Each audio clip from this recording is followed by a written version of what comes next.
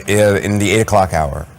Yeah, basically any minute now. And one thing, Anderson, that we actually haven't determined yet is whether or not the vice president is going to stop by the White House before the president is expected to leave to head to Joint Base Andrews for that departure ceremony. Because, of course, we know the vice president is not attending that farewell ceremony, as so many former administration officials aren't. And you're just seeing how isolated the president has been in his last few days, his final few hours in office. Because if you go into the West Wing, none of the senior staffers are there. They've spent the week cleaning out their offices, turning in their federal government devices, sending out their goodbye emails, as well as they prepare to leave office and say goodbye to this administration and move on to the next one. And a lot of that has been kind of a sense of relief for some of those senior aides that served the president, given just how tumultuous the last few months have been since the election, since the president was spreading those lies about the election. And you're seeing that really reflected in how the president is leaving office, Anderson, because several of his former chiefs of staff were invited to this departure ceremony. Of course, the president has either had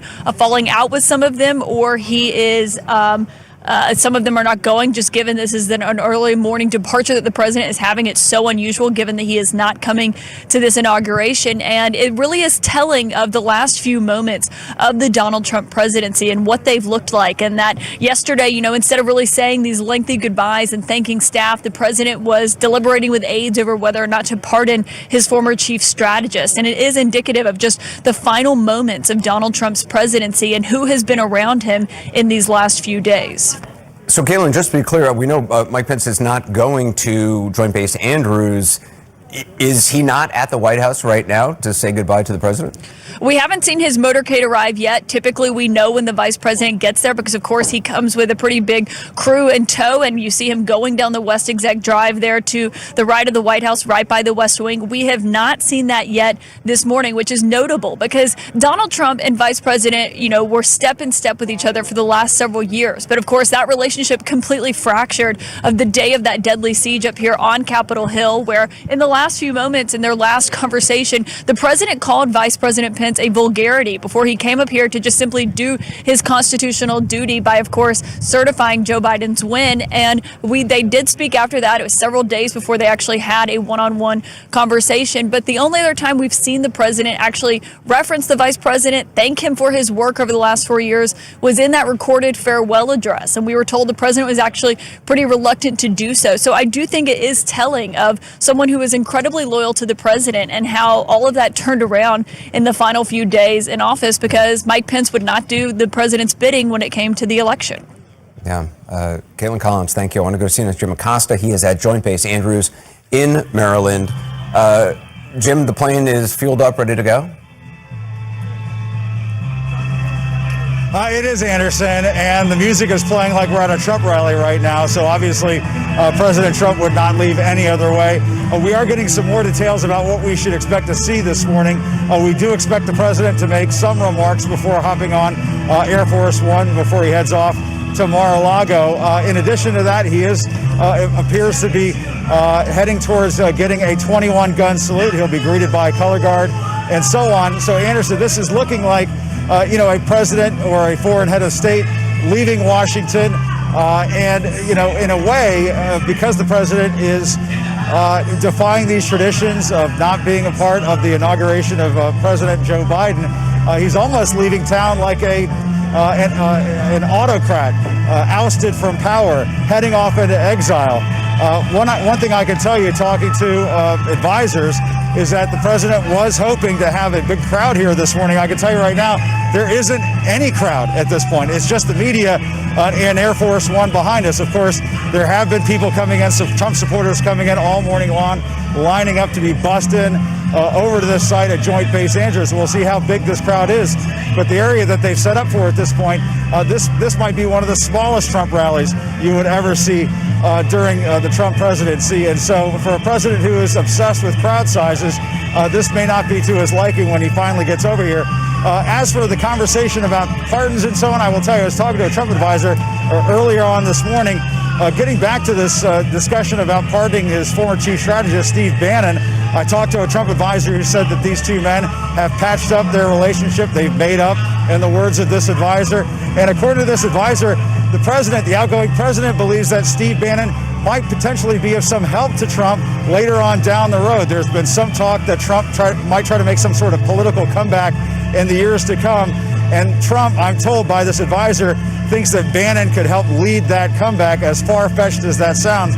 I mean, obviously, with the president so low in the polls right now, that's hardly a foundation for mounting any kind of political comeback. But it just goes to show you some of the delusional thinking that's going on inside the president's mind right now as he prepares to leave office. And Anderson, one thing I can tell you, I mean, having been to Joint Base Andrews so many times for these kinds of departures, to see a president of the United States leaving office in this fashion, not being a part of the tradition of handing off to a successor, being a part of a peaceful transfer of power, the keys to the Oval Office, it's just an extraordinary thing to witness, and a sad thing to witness as an American, just something you would never think you would see covering the presidency, but we're going to see it in just a short while from now, Anderson. Yeah, they were just playing House of the Rising Sun. I mean, the sun is setting on President Trump right now. What happens when he actually gets there? If you can just kind of tell us, I assume the people who are going to be there are not there yet. What happens when he gets there? Right. Yeah, when he gets here, we expect a military band to play Hail to the Chief. We expect a color guard to greet him. Many of those assets are already here. They're going to have a 21-gun salute. And then the president is expected to make some final remarks. And so these should be the final remarks that we'll hear from outgoing President Trump during this presidency, unless he somehow talks to us on Air Force One or makes remarks down in Florida when he arrives in West Palm Beach. This should be the last time we hear from President Trump as Commander-in-Chief, as President of the United States. Obviously, talking to aides and advisors, he wants to tout what he sees as his accomplishments, his achievements from his last 4 years in office. But hanging over everything, Anderson, is obviously the events that happened on January 6th. And, when you talk about some of these people, these Trump supporters who are coming here, these are going to be the diehard Kool-Aid drinkers. I've talked to so many advisors, former officials and so on over the last day or so who have said they don't want any part of this departure ceremony. They are disappointed. They're disgusted with this president because of the incitement of the riot that took place on January 6th. Yeah. Anderson, it is going to be quite a scene. We'll be watching it. We'll see how enthusiastic this crowd is. It may feel more like a funeral than a departure ceremony. And Jim, you're actually going to be flying to Florida on Air Force One with the president? I am scheduled to at this point, Anderson. We'll see if they let me on the plane. I'm a little concerned that mid-flight they may hand me a parachute and say, good luck. But at this point, Anderson, yes, that's the plan. Wow. Jim, I appreciate it. We'll be checking in with you throughout the day. Want to bring the music they're playing. It's classic. Let's bring in presidential historian Douglas Brinkley, Timothy Naftali, former director of the Nixon Presidential Library as well. Tim, you wrote a piece for The Atlantic that came out yesterday titled "The Worst President in History." Is that how this president is going to be remembered? Well, historians don't always agree. But for me, he crossed the Rubicon into the bottom of the basement, if you will, with January 6th. The fact that he is the first president in our history to oppose a peaceful transfer of power puts him in a very special category. The fact that he has shown dereliction of duty with regard to the pandemic, and of course the reasons for his first impeachment, which had to do with really subverting U.S. foreign policy for his own political purposes. So for those reasons, I argue that he has surpassed in awfulness Presidents Pierce, Buchanan, Johnson, and Richard Nixon. Doug Brinkley, do you agree? Yeah, I do agree with that. I think he is the bottom of the barrel of American presidents. He will be known for the Trump insurrection. He'll be known for claiming that he was a wartime commander-in-chief when the COVID-19 virus hit America and we had a pandemic, and he really did nothing. He had a very fickle policy. One day wear a mask, one day not. Missed explaining what bleach was to put into your body, and then attacking Dr. Fauci one moment and then the next moment not, holding a rally in Tulsa when it was a horrible idea over the summer and people died from COVID. So when we look at the death toll as it grows every day, you feel that Donald Trump is implicated in that death toll. And that's a big stone hanging around Donald Trump's neck. Add to that the 2 impeachments and the very simple fact that the economy is worse off than when he came in, and that America's more disunited. It, in my mind, puts him at the rank bottom, which is good news for James Buchanan and Franklin Pierce. But it wasn't good for our country the last 4 years. Doug Brinkley, despite the fact that this president attempted to turn the election into what he said was a massive fraud, the election was really extraordinary. I mean, just the number of Americans who decided to come out in person, vote from home, however they did it, but who decided to cast a vote in the midst of a pandemic, overwhelming support, frankly, for both candidates. President Trump received a huge amount of votes. President-elect Biden received more votes, some 81 million votes. This is a day really of celebration. Yes, the President of the United States, who is about to be the former President of the United States, tried to turn it into something else.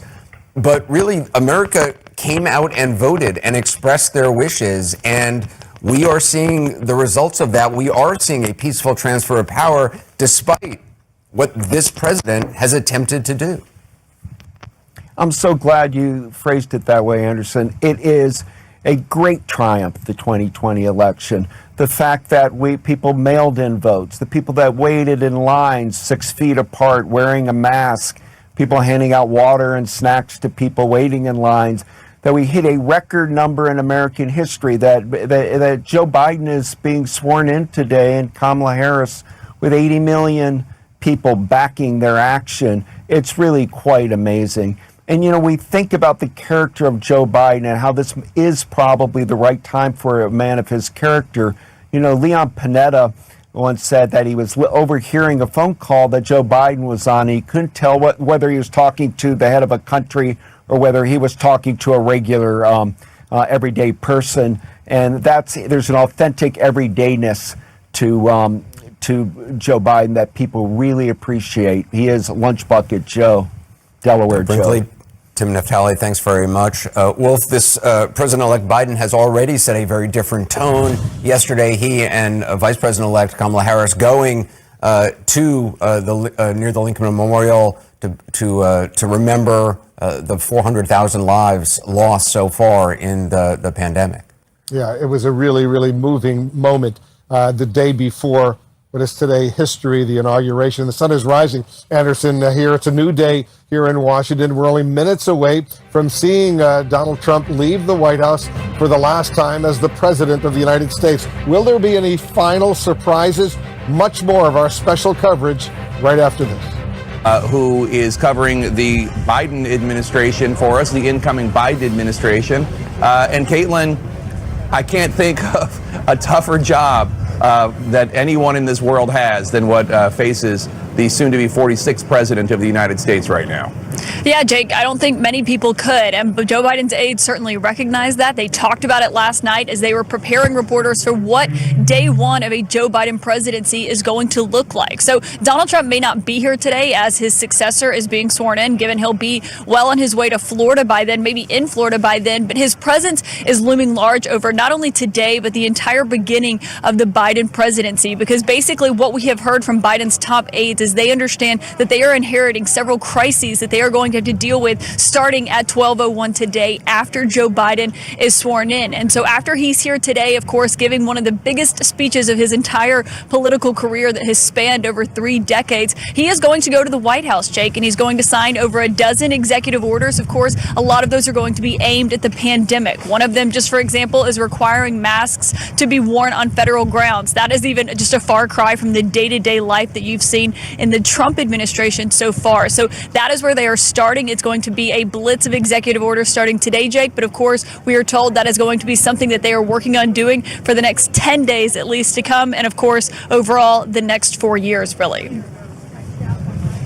All right, Caitlin Collins, thanks so much. We'll come right back to you. Let's bring in CNN senior Washington correspondent Jeff Zeleny. And Jeff, this is a day of history. It's a moment. And obviously, this is not the kind of inaugural that President-elect Biden was hoping for, was anticipating, Capitol under siege, the pandemic continuing to spread out of control. But there is a real plan for the American people today.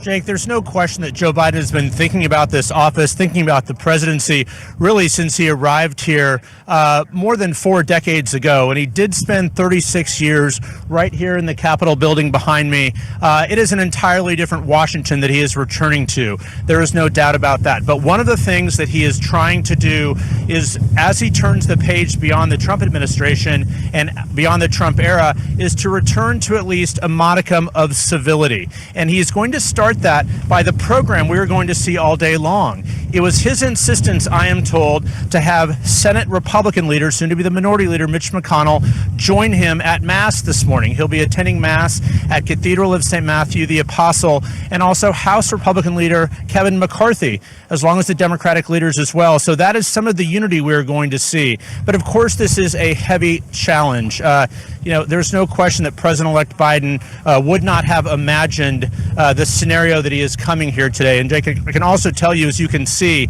it is a very windy day here on the Capitol. That wind and wind chill will be hitting the president-elect directly in the face as he delivers his inaugural address. I'm told it's going to be about 20 minutes or so. We'll see if he shortens it based on this temperature out here, Jake.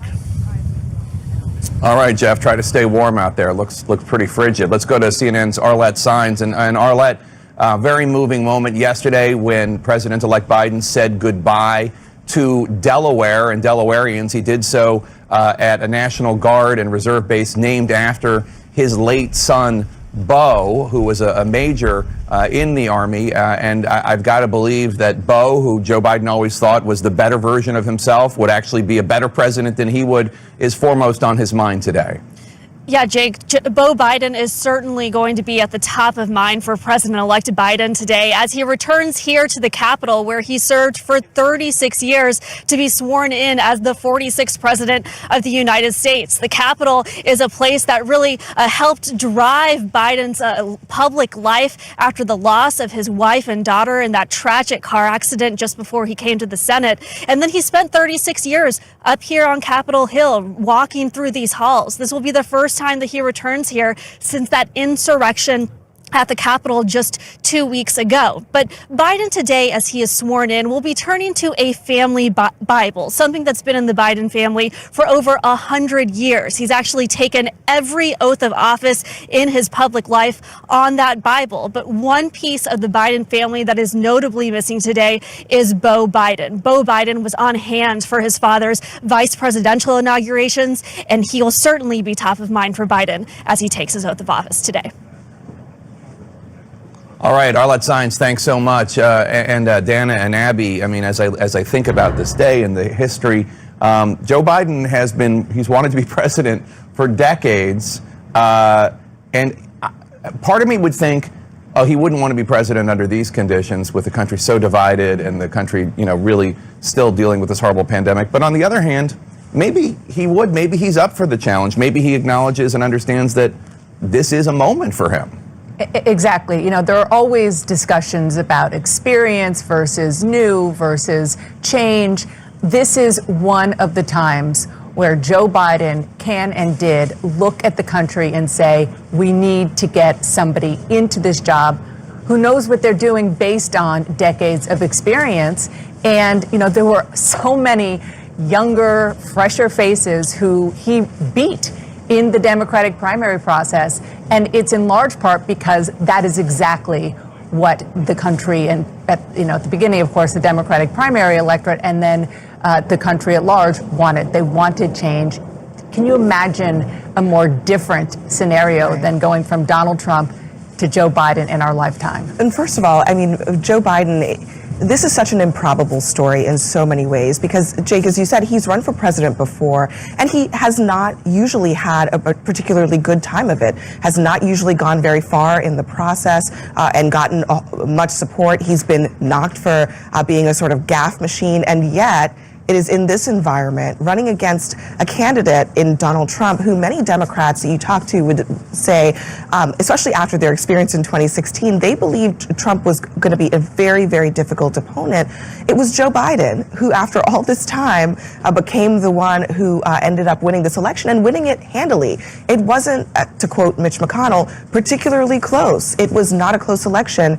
But, you know, you look back and you see the poll after poll, talking to voters all across this country. Many voters believe that Joe Biden was the right person with the kind of, you know, whether it's the middle class, working class type of ethos, who was best to go up against Donald Trump. And it turns out, I guess they were right. I guess they were right. Let me bring in New Yorker writer and Biden biographer Evan Osnos. And Evan, a lot is being made out of the fact that President-elect Biden has invited the Senate Majority Leader Mitch McConnell with him to Mass this morning. I actually am more surprised by the presence of House Minority Leader Kevin McCarthy, who just a couple weeks ago, even after the terrorist attack, was voting to undo the results of the election. It really does say something about the degree to which Joe Biden is a forgiving soul. Well, it's at the core of why he got into politics. You know, if you go back 48 years, really, to when he got into the Senate, one of his basic ideas was that you can make deals with Democrats and Republicans, you can argue fiercely on Monday and come up with a deal on Tuesday. And in some ways, he carries with him that kind of, call it a senatorial mindset. And he comes into this moment at a time when, of course, we are more divided than we've ever been. And let's be blunt, we are a completely unrecognizable political culture than the world he started in. And yet he is determined to say that the decency of public service, the thing that drew him to Washington so long ago, is still viable, it's still worthwhile, it's still us believing in. And what he's going to call on us to do today is essentially be willing to believe in it again. You're going to hear about faith, you're going to hear about purpose. And for him, you know, oddly enough, this is actually a speech that he probably could have given decades ago, because these are not new ideas for him. It's just perhaps that the country is now ready to hear it from him more than they ever have before. Wolf? You know, it's interesting. The National Mall, normally there would be thousands and thousands, tens of thousands, maybe hundreds of thousands of people gathering for this inauguration. Not happening today. Ryan Nobles is over at the National Mall for us right now. Set the scene. What are you seeing? A lot of American flags, obviously. Yeah, that's right, Wolf. I mean, there are so many differences between this inauguration versus inaugurations in the past, but there may be nothing more different than what we're seeing here behind me on the National Mall. Now, normally on an inauguration day, this area behind me would be packed with people, tens of thousands of people, shoulder to shoulder from the Capitol all the way back to the Washington Monument. That's not the case today because of a variety of reasons. Of course, first, there's the coronavirus pandemic, which is limiting the amount of people that can be in a space at a given time. And then, of course, there's the security concerns, especially after the insurrection that took place at the Capitol behind me on January 6th. As a result, the mall is completely shut down. Authorities have said that they don't want anyone in this space other than credentialed journalists and staff. There's only one entrance in. There's an enormous security perimeter that wraps around the entire mall. And in the place of all of those people that would normally be here are these flags. There are some 200,000 flags from the Capitol stretching all the way back to the Washington Monument. There are many American flags, as you can see here behind me, but there are also flags that represent the 56 different United States and territories, and they're designed to replace those people that can't physically be here today, representing the millions that will be watching at home.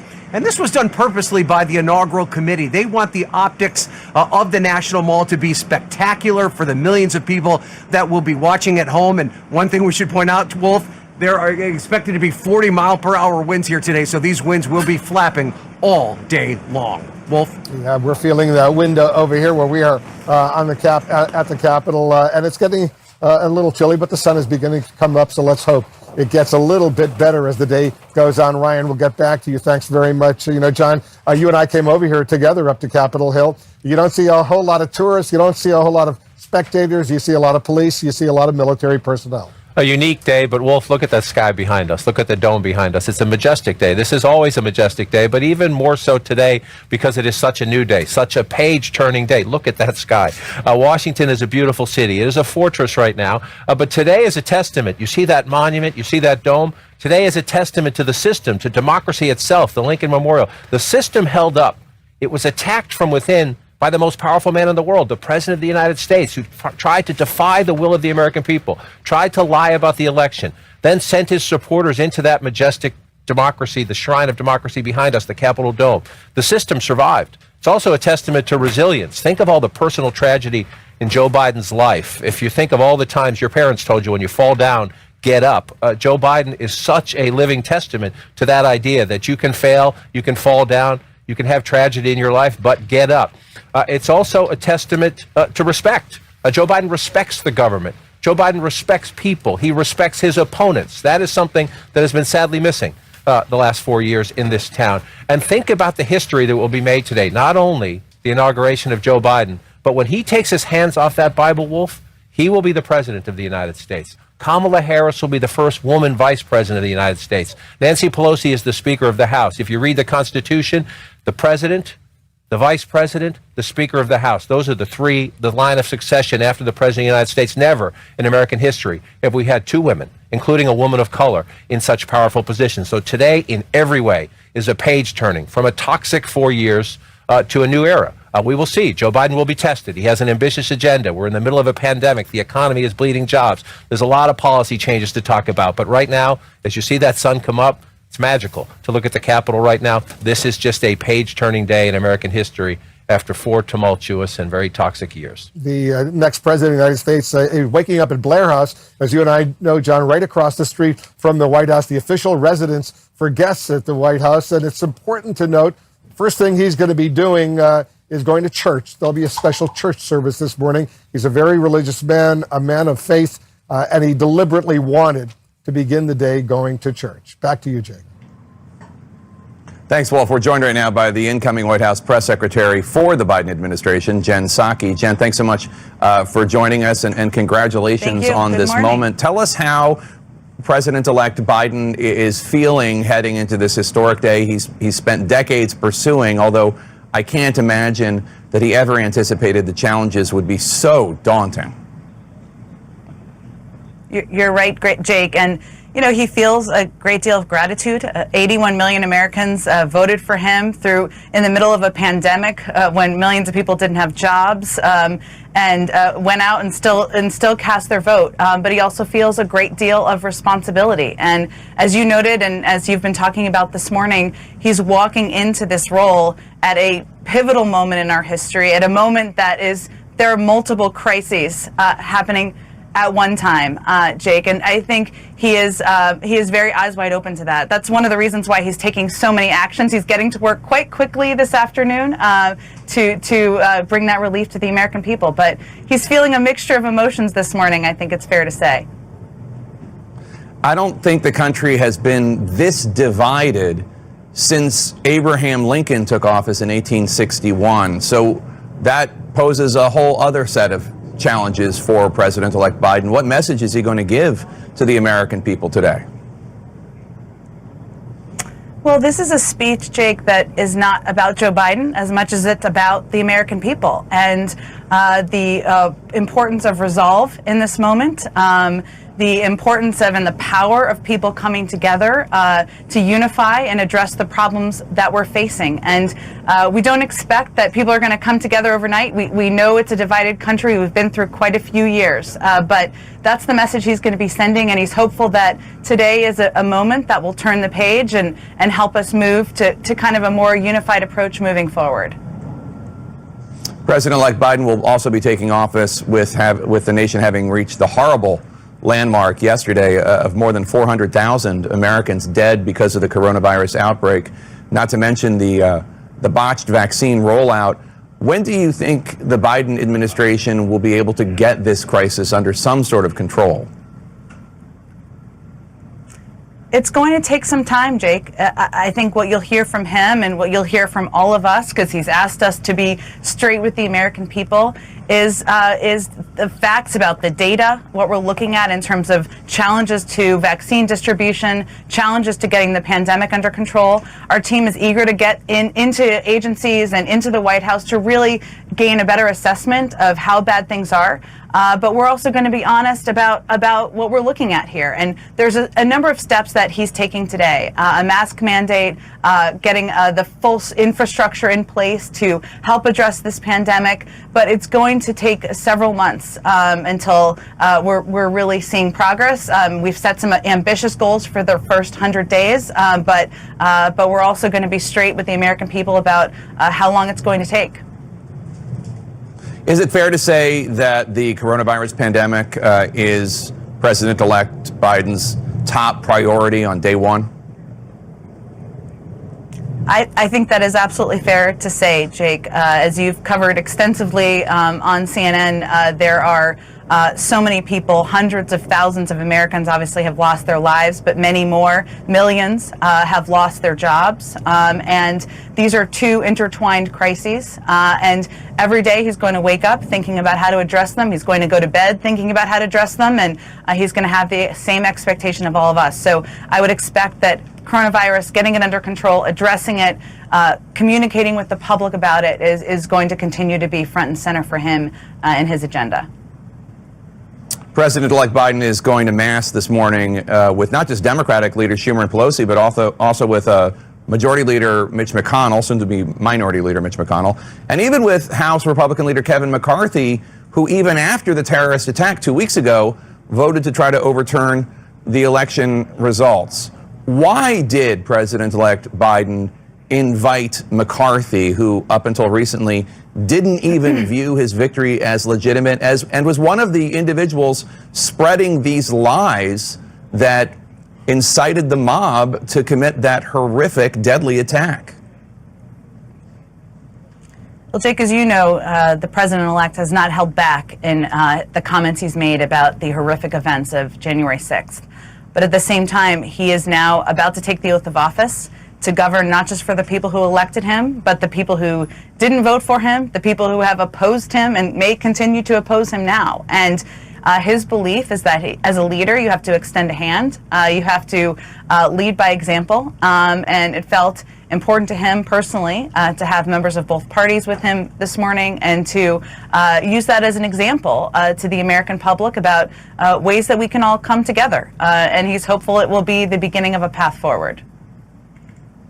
So President Trump is not going to be there to welcome President-elect Biden when he comes to the White House. He's not even attending the inaugural. That's the first time that has happened in literally more than a century in the United States. Is Joe Biden going to mention Donald Trump in his speech today? And does he have any message that he would want to give Trump, given that he's not going to get the opportunity to say anything in person? Well, Jake, this is definitely not a speech about Donald Trump. I wouldn't expect to hear about him in the speech today, or that the American people shouldn't expect to hear about him in the speech today. You know, I think we spend a lot less time talking about and thinking about and worrying about Donald Trump than I think most people assume. This is a forward-looking speech, and it's less about any elected official or former elected official than it is about the American people. So he's going to talk about the problems we're facing, the resolve of the public to come together, the power of coming together and unifying, and that's really the message that will be central to his inaugural address this morning. Jen Psaki, the incoming White House press secretary, best of luck to you in your new job, and best of luck to the Biden administration in this daunting challenge that you have before you. We're standing by to witness the ending of the Trump era. President Trump leaving the White House soon for the last time as commander-in-chief. We're getting new information